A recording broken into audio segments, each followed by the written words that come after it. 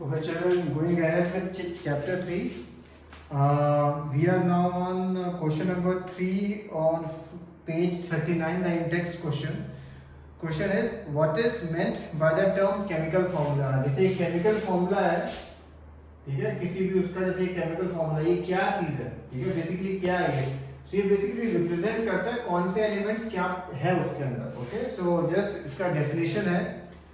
The chemical formula represents the composition of a molecule of a compound in terms of symbols of elements present in it. Okay, I am again repeating. The chemical formula represents the composition of a molecule of a compound in terms of symbols of elements present in it. ये chemical formula का definition है. Question number 4. How many atoms are present in a H2S molecule? तो hydrogen के 2 and sulphide का 1, तो यानी उसमें है 3. सिमिलरली क्वेश्चन नंबर इसका सेकंड, इन PO4 आयन, ठीक है, वो जो ऊपर 3 माइनस है वो कंफ्यूज करने के लिए, तो इसमें पोटेशियम का 8, ऑक्सीजन का 4 है, तो ये भी कितने हैं 5. ओके, अब एक चीज मैंने आपको सिखाई थी मॉलिक्यूलर मास, इसका जस्ट जरा डेफिनेशन भी देख लेते हैं. In section 3.2.2 we discussed the concept of atomic mass. This concept can be extended to calculate molecular masses. The molecular mass of a substance is the sum of atomic masses of all atoms in a molecule of the substance. It is therefore the relative mass of a molecule expressed in atomic mass unit, and U का है symbol. And ये जो आप example 3.1 आप लोग already कर चुके हैं. इसमें आपने वाटर का निकाला था, NaCO3 का निकाला था. एंड अब एक चीज और है, कई बार ना ये मॉलिक्यूलर मास निकालने के लिए की जगह वो बोलेगा फाइंड फॉर्मूला यूनिट मास. फॉर्मूला यूनिट मास भी एग्जैक्टली सेम तरीके से निकालना है. क्वेश्चन है जैसे, पहले डेफिनेशन देख लेते हैं. The formula unit mass of a substance is a sum of the atomic masses of all atoms in a formula unit of a compound. Formula unit mass is calculated in the same manner as we calculate molecular mass. The only difference is that we use the word formula unit for those substances whose constituent particles are ions. For example, sodium chloride discussed has a formula of unit NaCl. Its formula unit mass can be calculated as follows. And जैसे example 3.2 भी आप लोग already कर चुके हैं. Calculate the formula unit mass of CaCl2, तो आपने ये 111U निकाला था. तो जब भी क्वेश्चन आए, चाहे लिखा हो फॉर्मूला यूनिट मास या मॉलिक्यूलर मास, आपको करना है इसी मेथड से. ओके, अब हम देखते हैं पेज 40 पे question number 1 and question number 2. Question number 1 है calculate the molecular masses of, और ये सारे आप लिखे हुए हैं आपके पास. फॉर एग्जांपल जैसे NH3 लिखा है, ठीक है, जैसे NH3 लिखा है, तो नाइट्रोजन का आपको मालूम है जो भी है, प्लस 3 इंटू हाइड्रोजन का आपको मालूम है जो भी है. वो जो टेबल के you are expected to remember those. Just remember that कि जो टेबल वाले हैं वो you are expected to remember those. और जैसे अगेन एक और है नीचे, जैसे लिखा है CH3OH, तो सबसे पहले कार्बन का जो भी होगा वो लिखेंगे आप, प्लस हाइड्रोजन के कितने 3, प्लस ऑक्सीजन का जो भी है, प्लस अगेन एक हाइड्रोजन का जो भी है. ओके, एक कुछ बच्चों ने 2-3 बच्चों ने मुझे भेजा, उन्होंने क्या किया, इन सबको प्लस की जगह सबको मल्टीप्लाई कर दिया. नहीं, मल्टीप्लाई नहीं, एडिशन होता है. ठीक है, मल्टीप्लिकेशन किस में होता है, हाइड्रोजन के 3 है तो उसको 3 इंटू जो हाइड्रोजन का जो भी है आप मल्टीप्लाई करेंगे तो उस तरह से होगा. एनीवेज, क्वेश्चन नंबर 2 देखिए. Calculate the formula unit masses of ZnO यानी zinc oxide, Na2O and K2CO3. और जैसे मैंने आपको बताया था कि वो टेबल के अलावा जब भी कोई और होंगे वो जनरली आपको उसने दिया होगा. जैसे यहाँ इसने दिया हुआ है, पोटेशियम का दिया हुआ है, जिंक का दिया हुआ है, and then you just have to find use that and find the answer. For example जब आप जैसे करेंगे K2CO3, जैसे K2 का उसने दिया हुआ है हमें 39, तो 39 इंटू 2 प्लस कार्बन का उसने दिया है 12 प्लस फिर ऑक्सीजन का भी दिया हुआ है 3 इंटू जो भी आप करके जो करेंगे उसको. ठीक है, तो ये इस तरह से सम करना है. अच्छा, ये basically first half of the chapter है. ठीक है, इसमें अभी थोड़े न्यूमेरिकल्स थोड़े सम्स आए पर ज्यादा नहीं आए, वो सेकंड हाफ में आएंगे.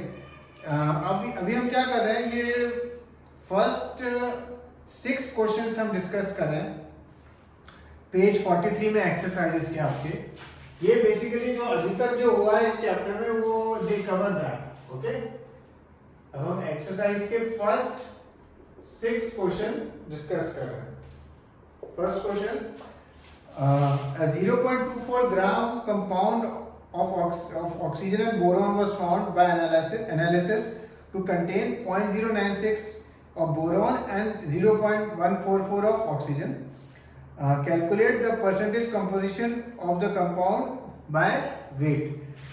ये बेसिकली उस तरह का सम है, फॉर एग्जाम्पल आपने सपोज 7 ग्राम का एक कलर लिया, सपोज रेड लिया, एंड सपोज 3 ग्राम आपने सपोज कलर लिया ब्लू, ठीक है। और मैं आपसे पूछूं कि हर एक कलर का कितना परसेंटेज है, तो हम कैसे करते हैं, सपोज ब्लू का निकाला, ब्लू जितना डाला 3 ग्राम डाला और टोटल कितना है 10,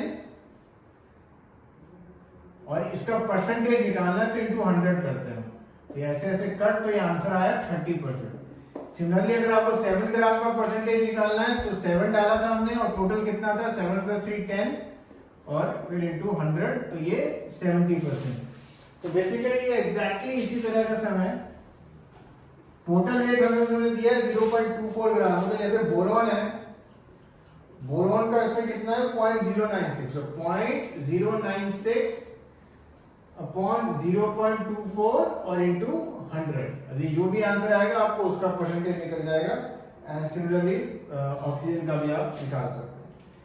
question number 2, when 3 gram of carbon is burned in 8 gram of oxygen 11 gram of carbon dioxide is produced. ये अगर आपको याद हो, हमने वो इक्वेशन भी करी थी आपने कि भाई हम देख रहे थे कि LHS इक्वल टू RHS है, तो 3 + 8 11 इक्वल टू 11 होता है, तो यस।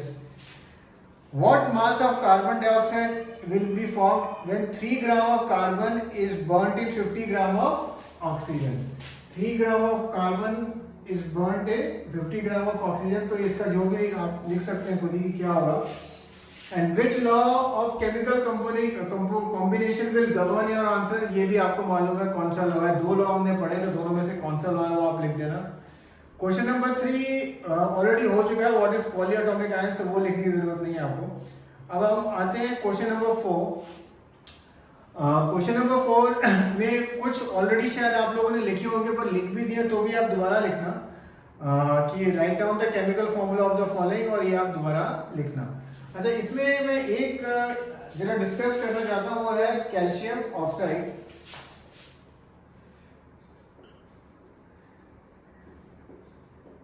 ठीक है, अच्छा, कैल्शियम का सिंबल है Ca, ऑक्साइड का O। अच्छा, कैल्शियम का 2 है, ऑक्साइड का भी 2 है, ये दोनों के पास गया तो आप Ca2O2 ये आपका बन जाता है। इसको आप ऐसे भी लिख सकते हैं, और क्योंकि दोनों के पास एग्जैक्ट सेम है, इसको हम ऐसे भी लिख सकते हैं। ठीक है, दोनों में से कोई भी आप लिख सकते हैं, दोनों ही करेक्ट है आपके लिए। ओके ओके, फिर question number 5, give the names of the elements present in the following.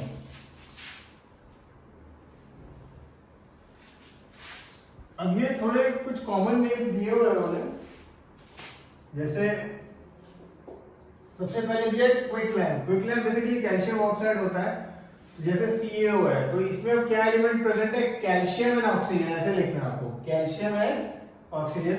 Hydrogen bromide तो आपको, तो इसमें हाइड्रोजन एंड ब्रोमाइन।